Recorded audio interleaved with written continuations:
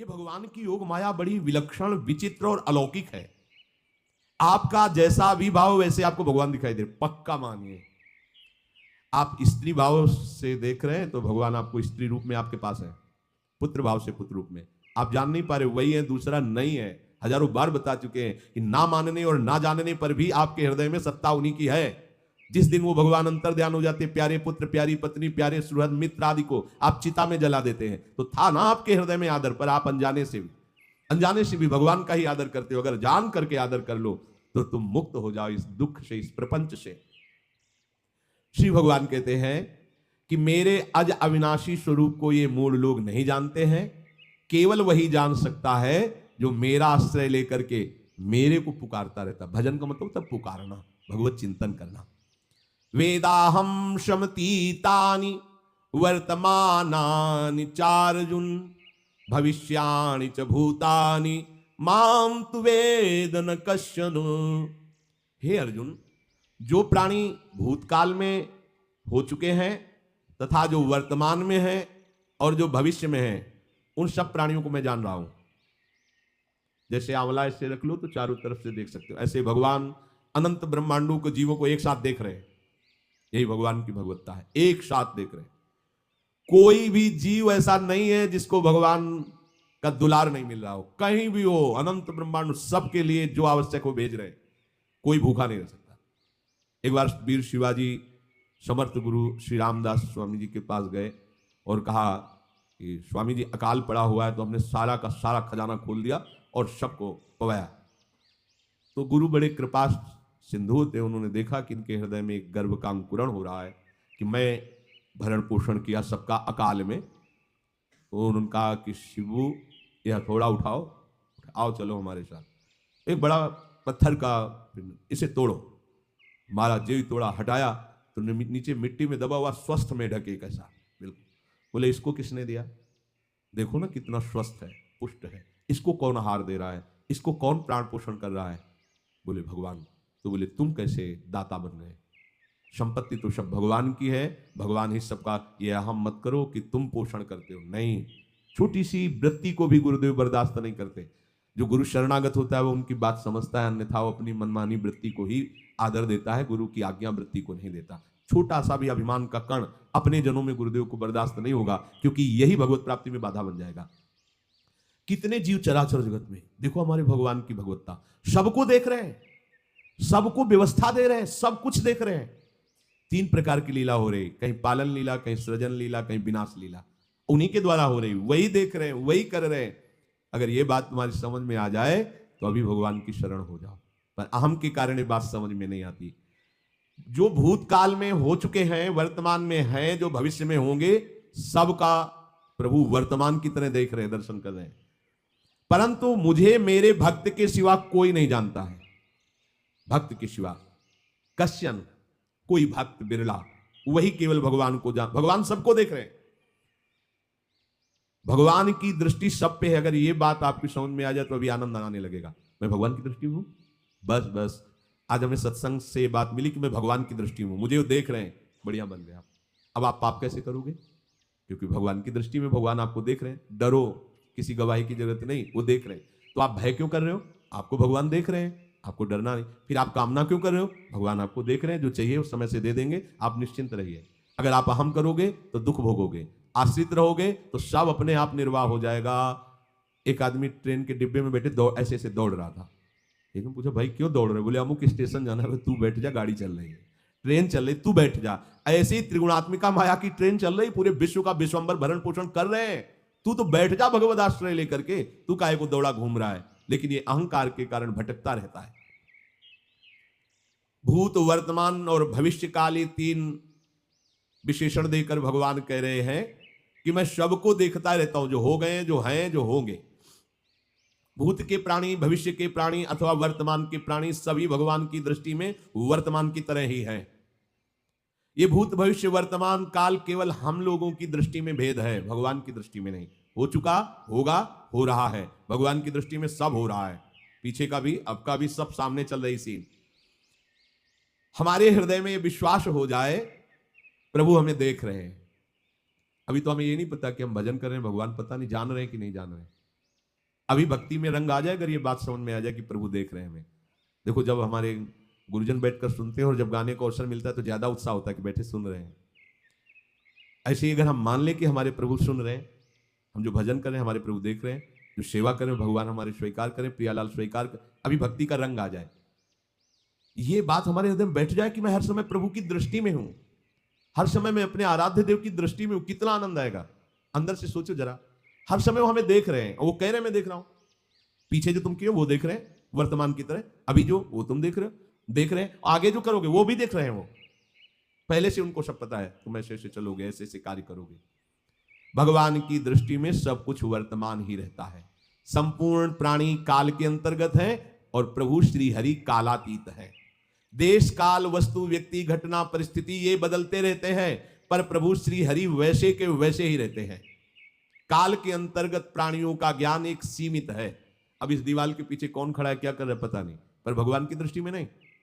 भगवान की दृष्टि में सुमेरु पर्वत पर क्या हो रहा है, जहां किसी की दृष्टि वहां भी उनको, ब्रह्मलोक में ब्रह्मा क्या कर रहे हैं बैठे बैठे सब। इसीलिए कितने महान ईश्वर है। एक छोटी सी भी चींटी को दाना मिला कि नहीं उनको चिंता है। देखो आप छोटे से 2-4 लोगों का भार लेकर के चिंतित हो रहे हो, अनंत ब्रह्मांडों के अनंत जीवों का भरण पोषण प्रभु हमारे कर रहे हैं और निश्चिंत है। अचिंत शक्तियां भगवान की, तो आप भी तो उनके बच्चे हो ना। ये सब कहने का मतलब है आप भी तो उन्हीं के अंश हो ना। 2-4 की चिंता में इतने तुम बावरे हो रहे हो, डिप्रेशन में पहुंच रहे हो। 2-4 कामनाओं के पीछे इतने, अनंत ब्रह्मांड तुम्हारा जो अंशी है अनंत ब्रह्मांडों के अनंत जीवों का अनंत काल से भरण पोषण करता चला रहा है। कहीं भी किसी के साथ कुछ भी गलत नहीं हो सकता। जैसे कहते हैं कि क्या गलत हुआ, देखो ना अभी तो बच्चा था ऐसा ऐसा हो गया, तो तुम्हारी दृष्टि में बच्चा है, पीछे तो बहुत पुराना है ना, जो कर्म करके आया उसका फल। कहीं भी गलत किसी के साथ नहीं होता, ध्यान रखना। जहां कुछ होता है, अभी हमने देखा मानो कि ये तो बहुत गंदा है, तो सीधे जा रहा था, ये आदमियों ने मिलकर इसे पीटा, अभी सीधा चल रहा, पीछा टेढ़ा चल के आया है, और जिनको पीटा है वही आके इसे पीट रहे हैं। अब हम वर्तमान को तो देख रहे हैं ना, पीछे की बात तो देख नहीं रहे ना, और भगवान पीछे की देख रहे हैं कि इसने पीछे बहुत ऐसा गलत किया, उसका हिसाब इसको मिल रहा है, इसे चुपचाप देखते रहते हैं। ध्यान रखना, इतना भी गलत नहीं हो सकता इस सृष्टि में। वो कैसे गलत नहीं हो रहा, अभी तो नौ युवक था, उसने कुछ ऐसा किया ही नहीं, अभी तो नई अवस्था थी, अभी तुम्हें दिखाई दे रहा है 15 वर्ष का है, लेकिन भगवान देख रहे हैं मेरा पुरातन अंश है, किस जन्म से क्या क्या करते चला रहा है। ये ज्ञान हो जाएगा तो किसी भी बात में आपको दुख नहीं पहुंचेगा, विक्षेप नहीं पहुंचेगा। नहीं बड़े बड़े विक्षिप्त हो जाते हैं। एक गौतमी नाम की महान तपस्विनी थी, महाभारत में कथा आती है, उसका एक ही पुत्र था और उसको सांप ने काट लिया। तो वहां की कुल भी उठा के लाए और कहा देवी मां ये देखो सांप ने तुम्हारे बेटे को काट लिया। तो उनका इतनी सामर्थ्य सांप की कैसे हो गई कि मेरे बेटे को काट लिया और मेरे से भय नहीं माना, आकर्षण वृत्ति जीव ही की सांप सामने आ गया, तूने क्यों काटा, मैं तुम्हें भस्म कर दूंगी। तो आपने कहा पहले हमारी प्रार्थना सुन लो, मेरे सर पर मृत्यु ने आकर के अपना शासन जमा लिया और कटवा दिया, मेरा कोई दोष नहीं। मृत्यु का आकर्षण किया, महान तपस्विनी, भगवान व्यास देव जी ने ये लीला कथा गाई है। मृत्यु का आकर्षण किया, साक्षात मृत्यु सामने आ गई, थर थर कांपने लगी। गौतमी जी ने कहा मैं अपने तपस्या के बल से तुम्हें भस्म कर दूंगी, हमारे ऐसे निष्पाप बालक को तुमने सांप के द्वारा प्रेरित करके कटवाया। बोले मेरे ऊपर काल का शासन है, काल ने मुझे प्रेरित किया, मैंने सांप को प्रेरित किया, मेरा कोई दोष नहीं, ये काल का शासन। काल का आवाहन किया, काल उपस्थित हुआ। काल ने कहा कि मेरा इसमें कोई दोष नहीं, इस बालक के पूर्व जन्म के कर्म के द्वारा मैं प्रेरित हूं, इस बालक के कर्म से प्रेरित होकर मैंने मृत्यु को प्रेरणा की, मृत्यु ने सांप को प्रेरणा की और इसने डस लिया। अब आप बताओ किसका दोष है। शांत हो गई, क्योंकि इस बालक के ही तो कौन काहू के सुख दुख कर दाता, निज कृत कर्म भोग सुन भ्राता। कोई किसी के सुख दुख का हेतु नहीं है, अपने कर्म ही है जो हमको दुख सुख देते हैं। और ये भगवान देख रहे हैं। कोई जैसे आपको अभी मनुष्य शरीर मिला, स्वतंत्रता है, अब आप जो पापाचरण चाहो छूट है कर सकते, या जो पुण्य कर्म चाहो कर सकते, या भजन करना चाहो कर सकते हो।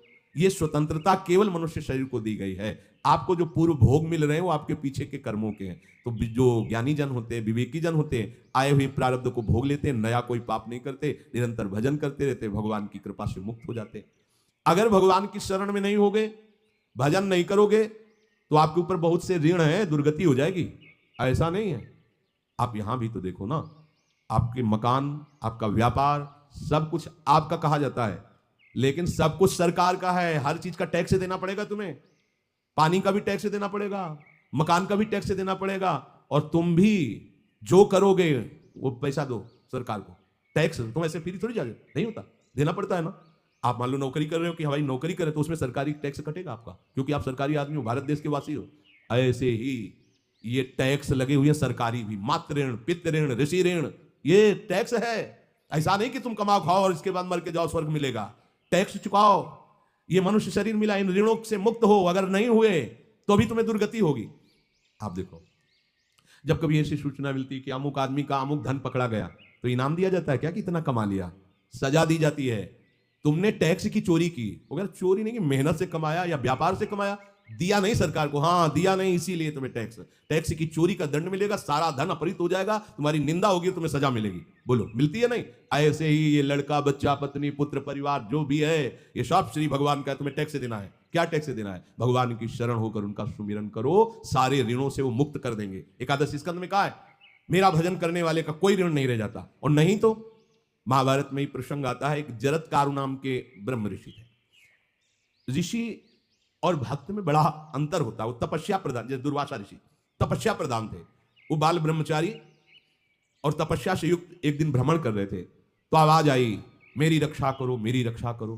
तो उस आवाज की तरफ बढ़े तो देखा कुएं में उल्टा लटके हुए हैं बहुत से ऋषि, और एक केवल तंतु है, एक केवल तंतु है जिसमें दो चूहे लगे हुए उसको भी काट रहे हैं, एक काला और एक श्वेत। तो उन्होंने देखा और दयालु हो गए कि ऋषियों मैं तुम्हारी कैसे रक्षा कर सकता हूं? तो उन्होंने कहा कि ये जो दो चूहे हैं रात और दिन हैं, और जो हम लोग हैं ये तुम्हारे पितर हैं। ये चूहे तुम्हारी आयु को काट रहे हैं, एक तंतु हमारे कुल में केवल तुम ही हो, और तुमने तपस्या की ठान ली, ब्याह किया नहीं, गृहस्थ धर्म में गए नहीं, पुत्र हुआ नहीं, तो तपस्या में भक्ति में एक दम है कि सब ऋणों से मुक्त कर देगी। ये बात ध्यान रखना, तपस्वी अलग है, भक्त अलग। इसलिए पीछे चर्चा आई थी कि तपस्वियों से भी अधिक, ज्ञानियों से भी अधिक, कर्मकांडियों से भी अधिक वो मेरा भक्त योगी होता है। तुमने तो ब्याह किया नहीं, तो अब ये तंतु रात दिन तुम्हारे जीवन को काट रहे हैं, जहां तुम खत्म हुए हम सब नरक में गिर जाएंगे। पितरों ने कहा तुम पितर ऋण से युक्त हो, मुक्त तभी होगे जब ऐसा करो। वो दृश्य खत्म, अंतर ध्यान हो गया।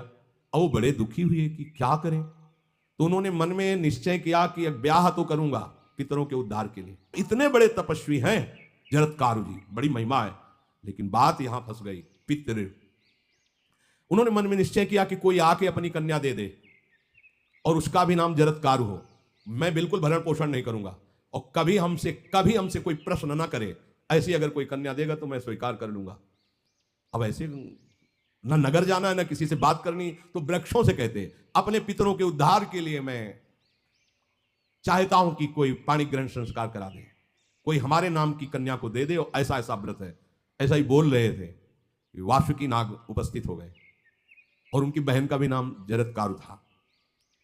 उन्होंने कहा सुनिए महाराज, मैं नागराज वासुकी हूं, सब देव रूप में, कोई ऐसे नहीं सांप वैसे बने, देव रूप, सुंदर कन्या जरत्कारु। बोले ये कन्या मैं आपको समर्पित करता हूं, हमारा सौभाग्य होगा आप जैसा महर्षि हमारी बहन का पति बने। इसका भी नाम जरत्कारु है, और आपकी जो इच्छा है कि मैं भरण पोषण नहीं करूंगा, तो मेरे पास संपूर्ण वैभव है, आप भी पधारिए, मैं आपका भी भरण पोषण करूंगा, अपनी बहन का भी। तीसरी बात, मेरी बहन इतनी शास्त्र सम्मत आराधना से युक्त है कि वो कभी आपसे प्रश्न ही नहीं करेगी, तो उनका स्वीकार है। प्रसन्न हुए, चले गए। काफी समय तक उनके महल में रहे। एक दिन जरत्कारु अपनी जरत्कारु पत्नी की गोद में सर रख कर ऐसे लेटे हुए थे, सो गए। वो शास्त्रज्ञ थी, संध्या का काल था, संध्या काल में निषेध है मैथुन करना, भोजन करना और स्वाध्याय करना, ये सब संध्या काल में बस भगवत स्मरण परायण लोकवत। लेकिन हमारे यहाँ महारानी जी की संध्या आरती और संध्या भोग लगने के बाद, ये इसीलिए वृंदावन धाम इसका कहीं भी ये वेदान्न संन्यास्त, वेदों से भी ऊपर उठी हुई रसमयी रसोपासना है, प्रियालाल की महल है। ये जगत सिद्धांत नहीं है, ये जगदीश का भी सिद्धांत नहीं है, ये प्रेम सिद्धांत है, वृंदावन नित्य विहार रस है। इसलिए इसको बीच में बता देते हैं कहेंगे दूसरे को, तो और यहाँ शाम के तो भोग ही लगता है, गान बजान होता है, बकाया सिद्धांत है। आंख मूंद करके या तो गायत्री जप या जो गुरु मंत्र चुपचाप शांत भाव से जपे, ऐसा। अब वो इस चिंता में थे कि मेरे पति का धर्म जा रहा है, और मैंने आज तक कुछ बोला नहीं अपने पति से, अगर बोलती हूं तो हो सकता है नाराज हो जाए और छोड़कर चले जाए। अगर मुझे छोड़ देते हैं और इनका धर्म बचता है तो ये ठीक बात रहेगी। कितनी विवेकवान है। अगर ये सोते रह गए और सूर्य अस्ताचल को चले गए तो इनका धर्म लोप हो जाएगा, ये मैं होने नहीं दूंगी, अपने पति का धर्म लोप नहीं होने। और वो उस समय भी केवल एक लंगोटी लगा के रहते थे, अस्थिमात्र हो रहे शरीर। वहां भी ऐसा नहीं कि दूल्हा बनकर के सज, नहीं, वैसे ही केवल पितरों की तृप्ति के लिए उन्होंने बात स्वीकार की थी। उन्होंने कहा महाराज उठिए, संध्या का समय है, शास्त्र निषेध करता है इस समय सोना नहीं चाहिए, नहीं आपके धर्म का लोप हो जाएगा। महाराज उठिए, सूर्य अस्ताचल को बस पहुंचने ही वाले हैं, उठिए। उठे एकदम लाल आंख करते हुए, तुमने हमें टोका कैसे, तुमने हमसे प्रश्न कैसे कर दिया, मैं अभी तुम्हारा त्याग करता हूं। बोले स्वीकार है, आपके धर्म का लोप ना हो। कहीं सूर्य अस्ताचल को चले गए, आपने अर्घ नहीं दिया तो जीवन भर की आपकी उपासना में कलंक लग जाएगा कि आपने संध्या काल में शयन करते हुए सूर्य आराधना नहीं की, आपके धर्म का लोप हो जाए। बड़ा सूक्ष्म धर्म का विषय। तो उनका सूर्य की ताकत कैसे कि मैं सोता रहूं और वो अस्ताचल को चले जाए, ऐसे महात्मा थे। कहा सूर्य की ताकत कैसे, भगवान व्यास देव जी ने लिखा है, किसी कहानी की बात नहीं। सूर्य की सामर्थ्य कैसे है कि मैं अर्घ ना दूं और वो अस्ताचल को चले जाएं। सूर्य तब तक रुके रहते जब तक मैं सोता रहता, पर तुमने टोक दिया, अब मैं चला। जब चले तो उन्होंने कहा हमारे गृहस्थ धर्म का जो फल होता है, आपके पाणी ग्रहण स्वीकार का जो फल होता है, उसको बिना दिए आप कैसे चले जा रहे हैं। तो उनका आस्ति वो है, चले गए। उसी से आस्तिक मुनि का प्रादुर्भाव हुआ और उन्होंने आगे बड़ा चरित्र है उनका, आस्तिक, तो उसी से नाम रखा आस्तिक। आस्तिक उन्होंने जन्मेजय की यज्ञ को बंद किया। आप सोचो, एक पितर की तृप्ति के लिए उनको ये सब करना पड़ा। और श्री हरिशरणम और निरंतर भजन, तो मातृण, पितृण, देवऋण, ऋषि ऋण, सब ऋणों से उपासक मुक्त होकर के परम धाम को जाता है। एकमात्र भगवदास है। पर ये मूढ़ जन इस बात को नहीं जान पाते हैं। बिना कारण कृपा करने वाले प्रभु जीव को मनुष्य शरीर देते हैं। ये मनुष्य शरीर अंतिम शरीर है, अगर इसमें नहीं बना तो फिर चले जाओगे 84 लाख योनियों के चक्र में। इसी शरीर में अनंत जन्मों के संचित कर्म समुदाय का नाश करके भगवत प्राप्ति होती है या मोक्ष पद मिलता है। कौन सा प्राणी किस गति को जाएगा भगवान देखते हैं पर संकल्प नहीं करते, ध्यान रखना, क्योंकि आगे की भी देख रहे हैं। वो देख रहे हैं जो तुम कर रहे हो वैसे गति बनती चली जाएगी, भगवान संकल्प नहीं करते। भगवान तो एक बार संकल्प कर दिया, एको हम भविष्यमा, उसी में बहुत रूपों में प्रकट हो गए। अब तुम्हें संकल्प करना है कि इस जन्म में मुझे भगवत प्राप्ति करनी है। जो संत शास्त्र सदगुरुदेव कह रहे हैं ऐसा करो ऐसा ना करो, यदि आप इस भावना को स्वीकार करके आराधना करेंगे तो निश्चित निश्चित भगवत प्राप्ति इसी जन्म में हो जाएगी। प्रभु केवल तुम्हें निमित्त बनाना चाहते हैं, कल्याण तो वही करेंगे। जैसे अर्जुन से कह रहे हैं भीष्म आदि द्रोण आदि मेरे द्वारा मारे जा चुके हैं, तुम केवल निमित्त मात्र भव सव्यसाची। ऐसे ही अय उपासक तू केवल निमित्त बन जा, जो शास्त्र सदगुरुदेव आज्ञा करते हैं वैसे ही तू चल दे अपने मन को मार के, केवल तू निमित्त बन जा। कल्याण या भगवत प्राप्ति या मोक्ष वो तो भगवत कृपा से होगी। पूरी उद्धार की सामग्री तेरे अंदर जागृत कर देंगे प्रभु, केवल तू निमित्त बन जा, मेरी कृपा तेरी सारी बात बना देगी। विश्वास करो, इस बात पर विश्वास करो। भगवान कह रहे हैं तुम निमित्त बन जाओ, जो आदेश कर रहे हैं वैसा पालन करो, काम तो सब मेरी कृपा कर देगी। जो ऐसे मनुष्य शरीर ऐसी कृपा प्राप्त होने पर भी भगवत प्राप्ति नहीं कर पाता, तो मयानुकूलेन नभस्वतेरितम पुमान भवाब्धिम न तरेत सा आत्मा। ऐसी मेरी कृपा का सहारा मिलने पर यदि वो भगवत प्राप्ति नहीं कर पाता तो बोले आत्महा है, वो आत्महत्यारा है, वो दुर्गति को प्राप्त होता है। मनुष्य के लिए खास बात है कि प्रभु ने कृपा करके तुम्हें जो सामर्थ्य दी है, जो समझ दी है, जो सामग्री दी है, उसका दुरुपयोग मत करो।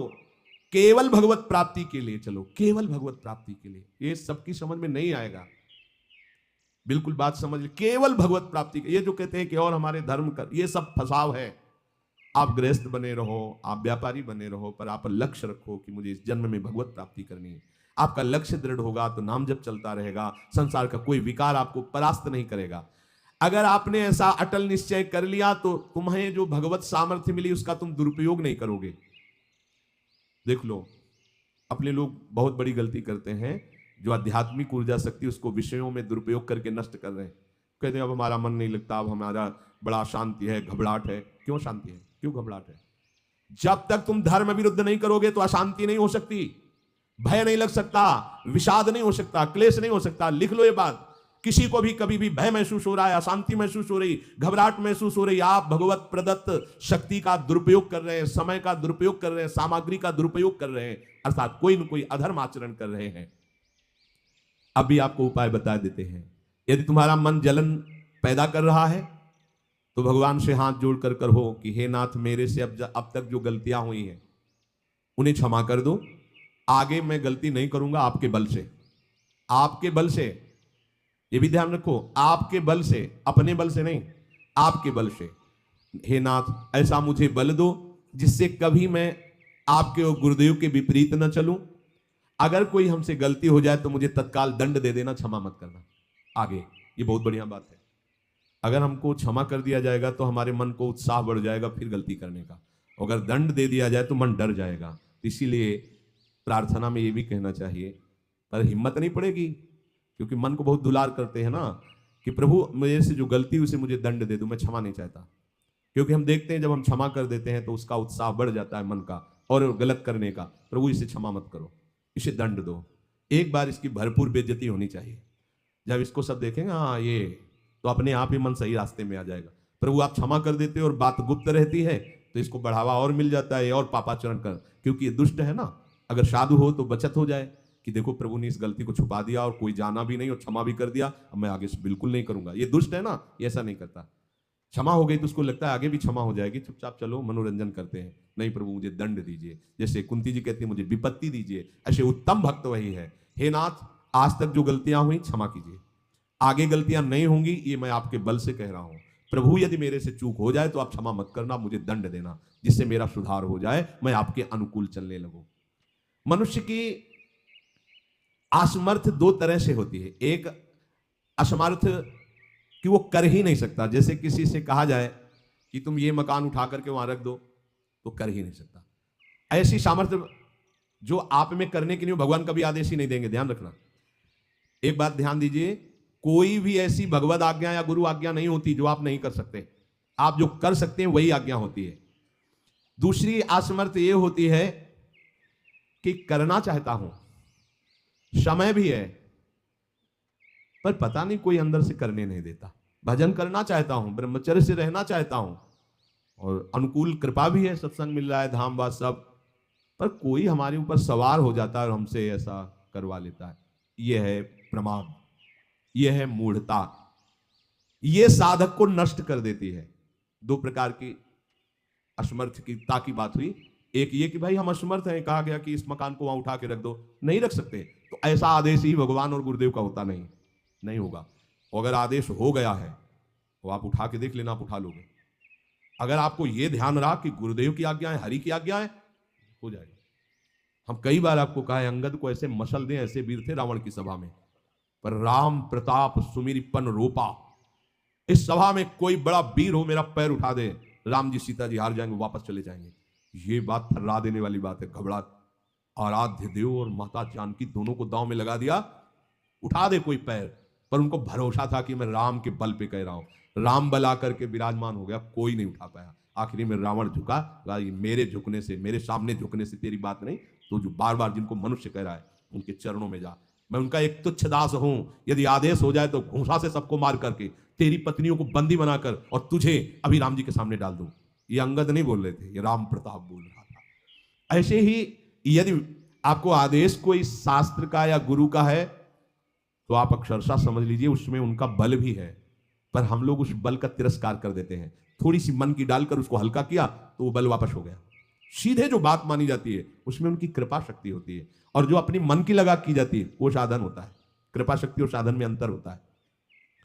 तो जो हम कर सकते हैं, आदेश है, हम करना भी चाहते हैं और नहीं करते हैं, इसका हमारे अंदर प्रमाद का राज्य है। प्रमाद, लोग कहते हैं कि पता नहीं कोई हमारे दिमाग में आके कर जाता है, हाँ भूत आता है भूत। अब ऐसे लोगों को बावरा कहते हैं, इनको ऐसी जगह पहुंच जाए जहां सही निर्णय नहीं होता, और ये कर देना वो कर देंगे। उनको लगता है कोई है, बोले है ऊपरी चक्कर है, अरे ऊपरी चक्कर हो, घूम रहे हो पागल बने, ऊपरी चक्कर कुछ नहीं, ऊपरी चक्कर नहीं, भीतरी चक्कर है।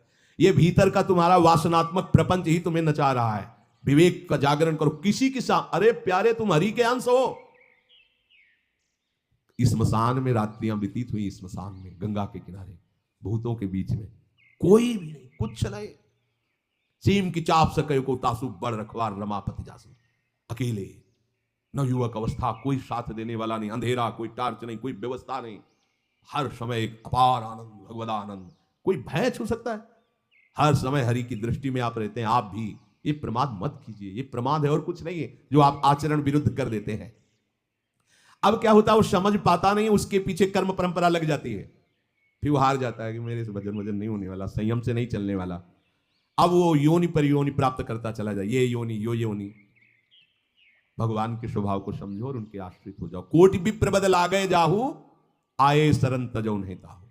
जो नर होए चराचर द्रोही, आवे सभय शरण तक मोही। तज छल कपट मोह मद माना, करूं शब्द ते साधु समाना। एक बार जीवन को प्रभु के चरणों में अर्पित कर दो, बस प्रभु सब संभाल लेंगे अपने बल से। अपने बल से संभालने का तात्पर्य है आप उनकी आज्ञा पालन का प्रयत्न करो।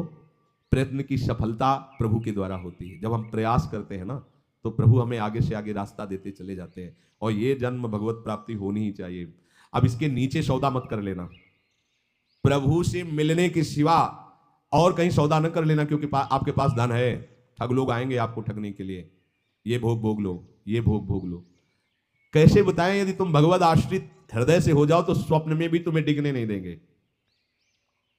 एक बार किसी उपासक ने अपना अनुभव बताया कि स्वप्न में उसके सामने कई भोग सामग्रियां से भरा हुआ मकान, सब व्यवस्था, वो एक बहुत सुंदर तरुणी, बस हमने आपको पसंद कर लिया। ये स्वप्न की बात, हमने आपको पसंद कर लिया, हम जिसकी खोज में थे वो आप हमें मिल गई, बस अब तो हमारे जीवन धन आप ही हो। वो सुनने लगा, मतलब उसको अच्छा लगने लगा ये बात सुनने में।